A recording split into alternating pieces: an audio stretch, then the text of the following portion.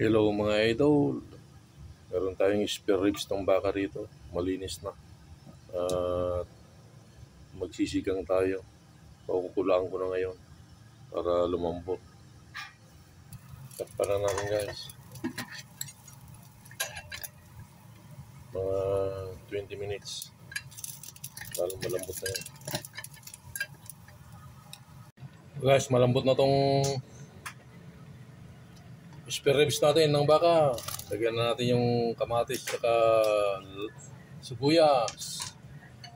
Lagyan na rin natin tong laman ng gabi. At saka itong labanos. Ilalagay tayo ng beef cubes. Yan, kalahati lang. Ilalagay din tayo ng asin, patis, paminta.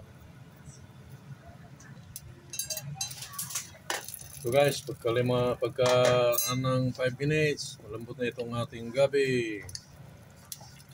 Sunod naman natin ngayon yung talong.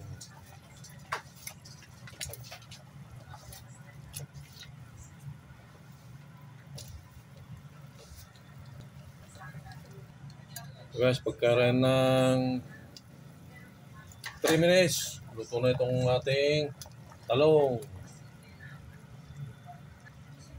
Sunod na natin itong kangkong.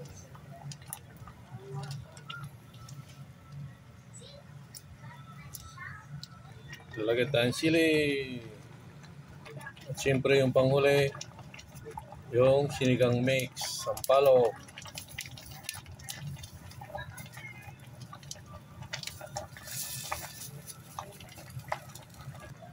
Luto na ang ating beef spare ribs sinigang. Yummy yan. Tikman natin kanyang sabaw.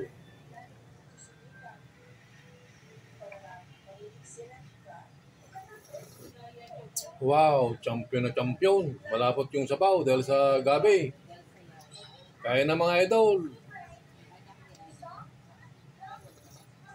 Wow. Sabaw pa lang, ulam na. Champion, pwedeng pampulutan, pwedeng pangulam.